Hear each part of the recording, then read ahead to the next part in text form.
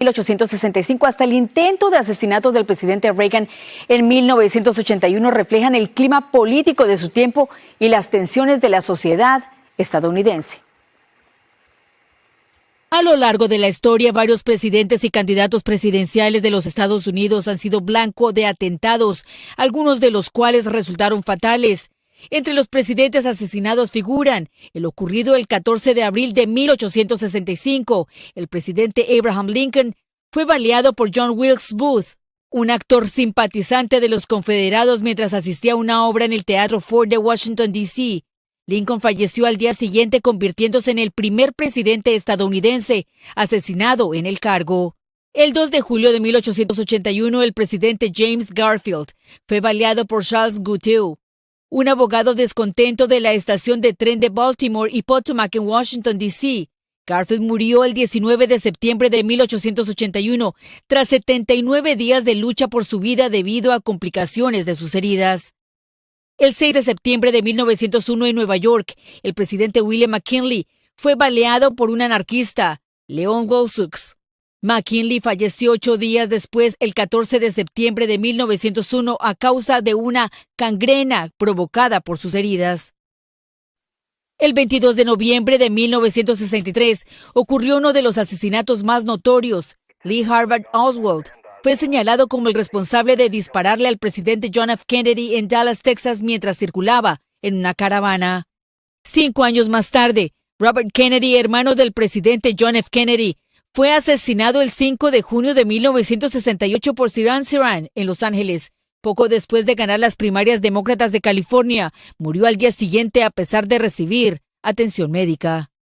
Entre los intentos fallidos de asesinato figura el perpetrado contra el presidente Andrew Jackson, fuera del Capitolio, por un pintor de casas desempleado con 2 pistolas. Ambas fallaron y Jackson salió ileso.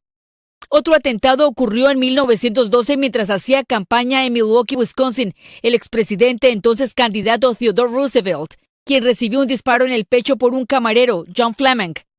Lo salvó un estuche de gafas en su bolsillo. El 15 de febrero de 1933, Giuseppe Zangara, un albañil desempleado, disparó contra el presidente electo Franklin Roosevelt en Miami, Florida. Roosevelt resultó ileso, pero el alcalde de Chicago, Anton Semerck, fue herido mortalmente. El 1 de noviembre de 1950, los nacionalistas puertorriqueños Griselio Torresola y Oscar Collazo intentaron asesinar al presidente Harry Truman en Blair House, Washington, D.C.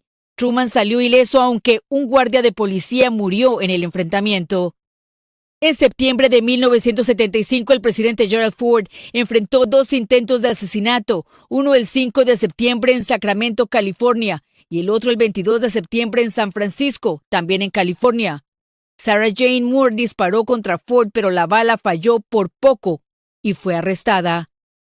El 30 de marzo de 1981, el presidente Ronald Reagan fue baleado por John Hinckley en Washington, D.C. Hinckley estaba obsesionado con la actriz Jodie Foster e intentó el asesinato para impresionarla.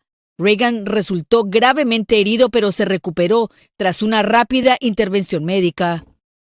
El 10 de mayo de 2005, Vladimir Arutyunian lanzó una granada contra el presidente George W. Bush mientras este daba un discurso en Tiflis, Georgia. La granada no explotó debido a un fallo en el dispositivo. Arutyunian fue arrestado meses después y condenado a cadena perpetua. El 11 de noviembre de 2011, Oscar Ramiro Ortega Hernández disparó varios tiros con un rifle semiautomático contra la Casa Blanca, creyendo que estaba destinado a asesinar al presidente Barack Obama. Ninguna de las balas alcanzó su objetivo y Ortega Hernández fue arrestado y condenado a 25 años en prisión.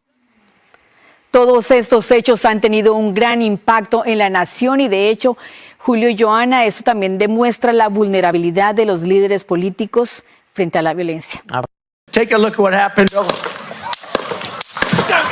El expresidente estadounidense Donald Trump empezaba su discurso de campaña el sábado en Pensilvania, cuando se escucharon detonaciones y se tocó la oreja derecha.